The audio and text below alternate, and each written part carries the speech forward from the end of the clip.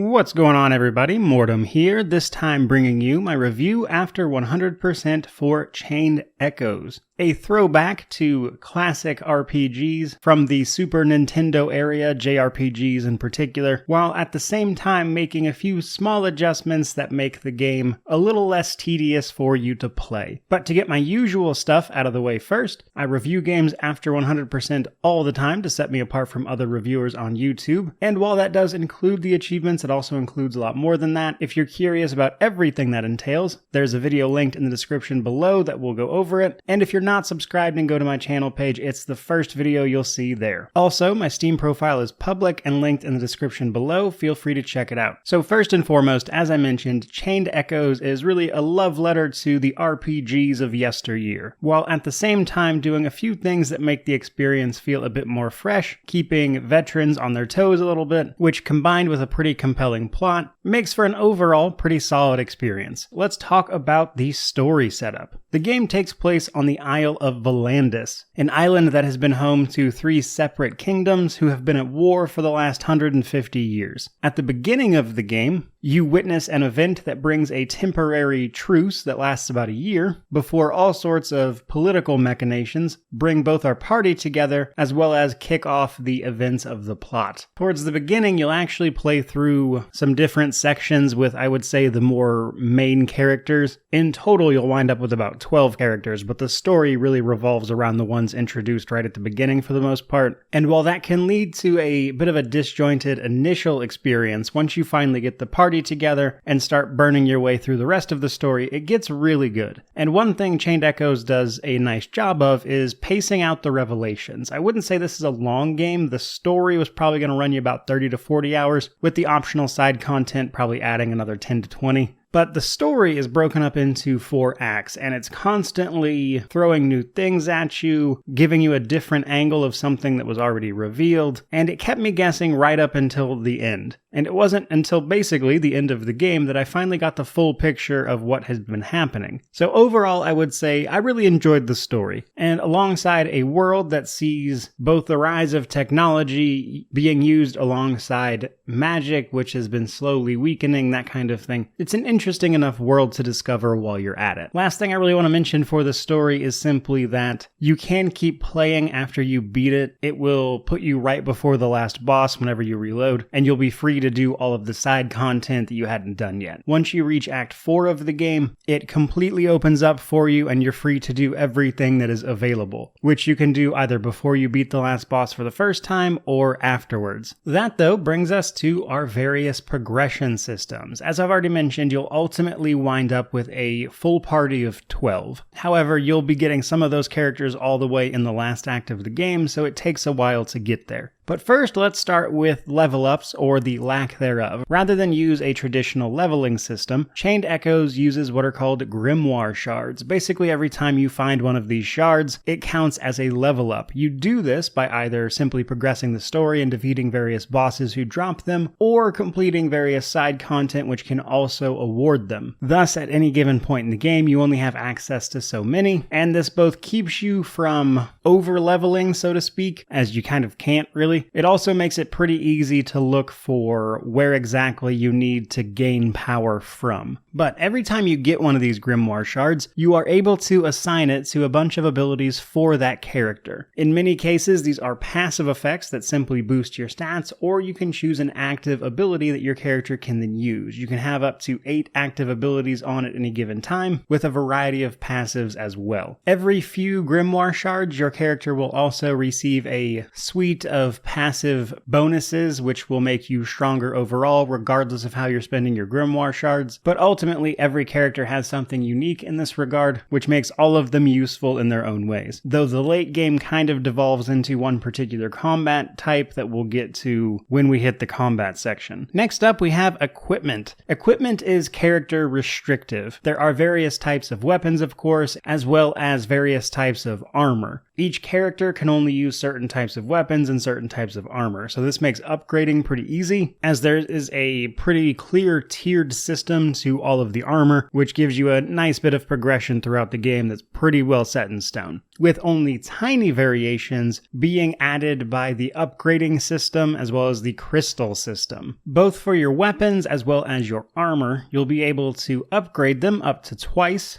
and then potentially add crystals to them. Though I would tell you the crystal system in particular is terrible. Effectively, these are supposed to be enchantments that you add on to your armor and weapons, but to say it is confusing as to how it works would be an understatement, and I actually wound up completely ignoring it for the entire game and was able to do all of the side content without touching it at all, including all of the late game super bosses. So that tells you just about how integral it is to the experience. But basically, each crystal you find is an enchantment of sorts, and when you upgrade your items, this will increase the slots available to you for the crystals. Crystals come in various sizes and will take up a different amount of slots, and they can add various effects to your weapons and armor, some of which are actually pretty useful, but the crystals have tiers as well as sizes and rarities and a purity system that I don't understand, and it's way too complicated for its own good. I think if you just made this a simple, basic enchantment system, it would probably be fine, but it tries to add all this complexity that just does not work. It's not a good system. Now, the upgrading of your weapons and armor is helpful because this will add to their attack and defense stats respectively, which is just universally helpful, and all it will cost you is some materials that you'll find. So nice and easy. Then we have the reward board. Across the various areas of the game, you'll be given a set of challenges via the reward board, which will challenge you to do various things, and you'll get a reward for doing so. When you chain completed rewards together,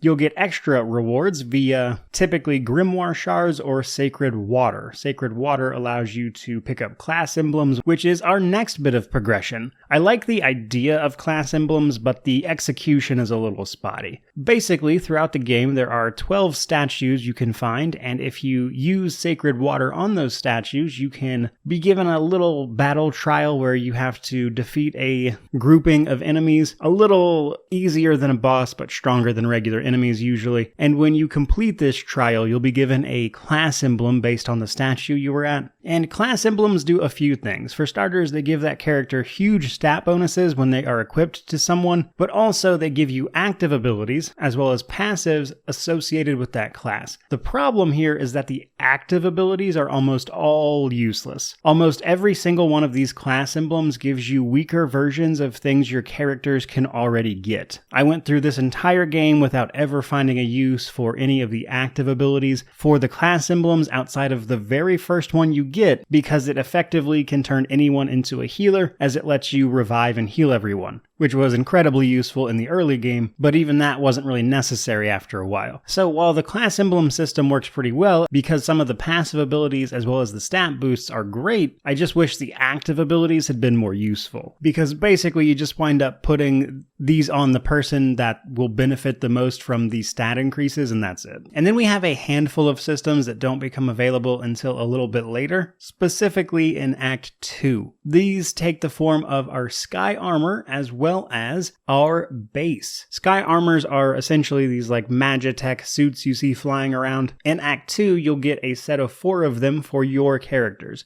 Now, 4 of your characters that are tied to the main story, of course, are your dedicated Sky Armor pilots. Anytime you're in Sky Armor, you have those 4 characters, regardless of what your party looks like otherwise. But in the Sky Armor section of the menu, you can actually customize and upgrade these just like you would any other equipment, but they function differently in combat, mostly to the tune of bigger stats, which becomes important because the game insists on some fights being Sky Armor fights and then others being on foot, and if you try to go on foot against something you're supposed to fight in Sky Armor, they're going to one-shot your entire party in like a turn. But then we have our base. After Act 2, you can start finding people to recruit to your base to help you out, and this will unlock all sorts of various little helpful functions. One of the most useful wound up being being a recruit that allows you to see the chests as well as other hidden areas that you are missing in a given map section, which I found invaluable for wrapping things up towards the end. But you can get all sorts of stuff from this, helpful items tied to progression, more sacred water, so don't neglect your base. All of that, though, brings us to combat. Now, unsurprisingly, this is a turn-based battle system, as pretty much all of these types of games are, but there are no random battles. Rather, you'll see the enemies out and about, and if you get too close to them, this will trigger a battle, but that battle takes place right there. For the most part, these can be avoided as far as stuff out in the wild goes. But some things to know right away. For starters, any non-story battle you can pretty much just run away from. You just press Q and you're good to go. You can just leave. There is no % chance this just works as long as everyone isn't dead. After battle, whether you won or ran away, your team will be completely healed, so no need to worry about that. But if you lose a fight, rather than have to load back to a previous save, you can just retry the battle right away, which for some of the late game bosses I found very helpful. Now, for the most part, combat here is exactly what you'd expect. There is an initiative order based on the agility stat, which we'll get back to, but that will determine who is going when. When it's your character's turn, you can use your various active abilities to either buff or just do a basic attack. Skills cost TP. If you run out of this, you won't be able to use skills. You can also use items as well as defend. All of this, though, has an effect on the overdrive bar. Now, the specifics of the overdrive bar will change a little bit. The game likes to mess around with this. For instance, it works differently for sky armor,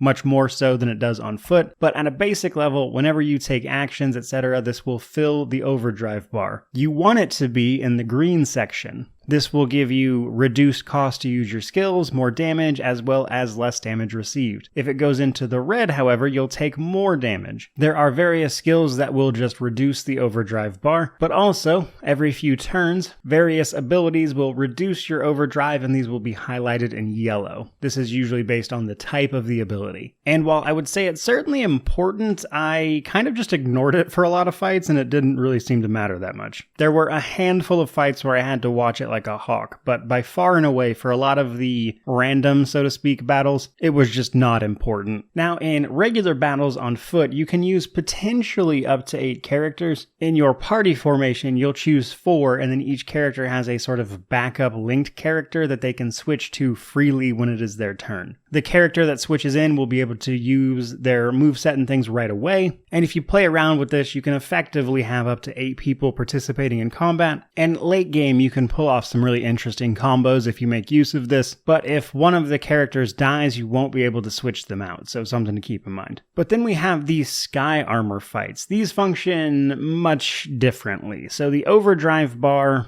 is determined by what gear the sky armors are in. Sky armors can be in gear 0, 1, or 2. In 1, they take and receive normal damage and have normal skill costs. However, in gear 2, they deal more damage and have increased skill costs. In gear 0, they cannot use skills at all, they take even less damage, and they recover skill points very, very quickly. However, the overdrive bar becomes a keep it in the middle situation, where both ends of it are red. So you have to balance the gear all of your sky armors are in, and how aggressively they are using their abilities as well as the individual weapons they have. Because sky armor's abilities are determined by the weapons that they have equipped. Honestly, I found the base sort of setup to be pretty good. I made one change to one sky armor to give me a little bit more coverage in terms of abilities, and that got me through the rest of the game. Beyond that, I just upgraded the gear that I found for the sky armors as I went, and I was good to go. Overall, I would say sky armor battles tended to feel like a bit of a slugfest. There are a few that are mandatory for the story, and some areas see you flying around. And probably the most important thing that we'll get to in the world section is that sky armors are used for traversal more than anything. But now that I've laid out a lot of the basics for how combat works, I want to talk a little bit about some more specific things. You see, early game, you kind of just do the best you can. Some fights are difficult due to the nature of the grimoire shards, but you'll probably be okay. As long as you're not completely ignoring the side content and trying to find grimoire shards where you can, you'll be in a pretty good place for the most part. Now, late game, however, especially when you get to the optional content,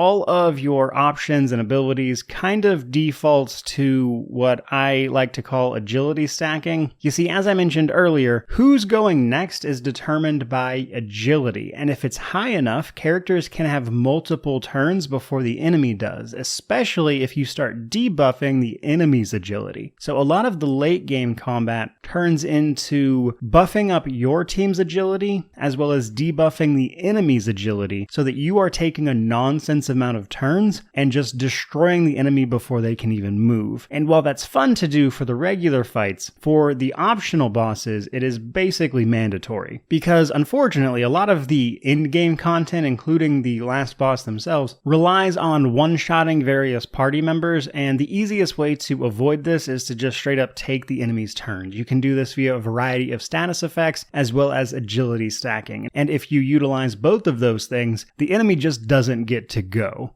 And I say that because some of the end-game fights were pretty challenging until I realized you could do this, but as a result, it does kind of make all of the late game fights feel a little one note. They all kind of rely on just instant killing your party members and you finding a way around that. But that said, this type of combat is pretty well-tread ground, let's say, and for what the game is, it's relatively enjoyable, outside of some frustrating moments, the occasional difficulty spike, etc. And overall, I would say it probably succeeds at what it was trying to do, which was eliminate the grindy aspect of JRPGs, I imagine. And if so, job well done, because it did in fact do that. I didn't really have to grind out levels, etc. I just go find the Grimoire shards. You can usually find them very easily. Side quests, reward board, optional side bosses. And all of that stuff combined with the new characters you're constantly getting, it feels like the game is giving you new stuff all the time, which was nice as well. All of that, though, brings us to our world section. The world of Chained Echoes is pretty interesting. You're going to be diving into a lot of factions surrounding the political drama on the island, as well as some of the factions on the mainland, who they are, what their motives are, and given the plot's constantly twisting narrative, almost no one winds up being